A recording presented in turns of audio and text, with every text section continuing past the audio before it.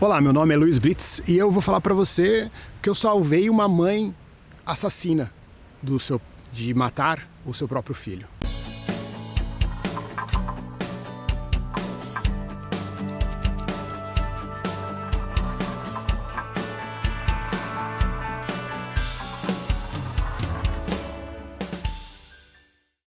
Calma, eu não tô querendo ir para as notícias, esse assunto não virou nas notícias, mas o que aconteceu é o seguinte: quando a gente está olhando para a vida através da visão sistêmica, a gente precisa entender, e principalmente a gente como terapeutas, e se você quer ser terapeuta, eu tenho um caminho para te compartilhar, para te ajudar nisso, para servir as pessoas, a gente precisa perceber que toda vez que a gente impede o cliente de dar um passo sozinho em direção ao futuro dele, a gente também se torna assassinos do cliente. Então, não, você tem que fazer 8 sessões comigo aqui, porque senão você não vai conseguir dar um passo.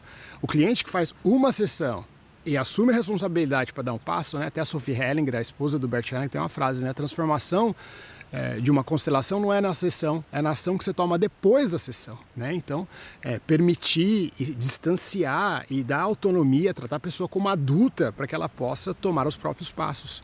E o que acontece quando uma mãe é assassina? Por que uma mãe é assassina? Por que o Bert Hellinger escolhe, e eu também, essas frases tão fortes assim? É para causar um impacto mesmo, para a gente prestar atenção, né? Prestar atenção que as escolhas que a gente toma, todo sim é um não, né? E todo sim é um não e todo não é um sim, né? Então, e às vezes um sim pode significar a morte de algo, ou um não pode significar a vida de outra coisa, só que precisa morrer, sabe? É sempre uma questão de vida ou morte, né? Todo sim pode ser um não, pode ser uma morte. Sabe o que eu estou querendo dizer? Então, quando uma mãe vem até mim falando que ela está preocupada com o filho e a gente começa a conversar e coloca numa constelação familiar e percebe que, na verdade, ela odeia o pai do filho, ela se torna assassina do futuro do filho, porque o filho precisa do pai para ir para a vida. O filho precisa da mãe para poder nascer e se nutrir da vida. Mas através da mão do pai é que ele pode se apoiar para ir para a vida, né? A mamãe nutre, né? Se você está andando de bicicleta e você cai de bicicleta, a mamãe vai lá e coloca você no colo, você não vai para a vida.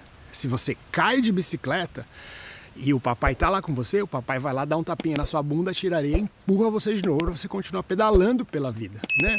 É lógico que, né, que existem casos e casos, né? Cada destino, cada vida é um destino que tem vários fatores, né? Tô falando aqui de formas gerais, pessoas que por questões infantis acabam rejeitando ou não aceitando o que os pais fizeram, ou considerando que o que os pais fizeram foi tudo que eles tinham, né? Os pais dão tudo que eles têm para os filhos, né?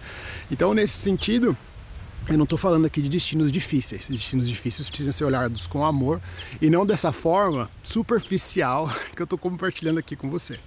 Então, toda vez, e até que uma mãe fala mal do pai para o seu filho, ela se torna uma assassina do futuro do filho.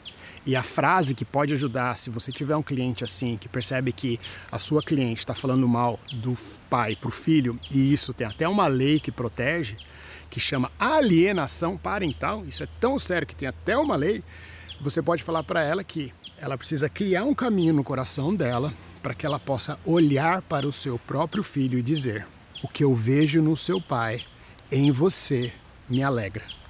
Esse desenvolvimento espiritual de compreensão de que todas as histórias que ela teve com o marido estão, na verdade, a serviço da vida do filho, e que graças a essas histórias ela é mãe, e aí ela pode ganhar muito força e permitir que o filho tenha força, ou permitir que o filho tome o pai para seguir para a própria vida, porque se ele não tomar o pai para seguir para a própria vida, ele não vai ter um futuro, ou seja, vai estar morto perante a vida.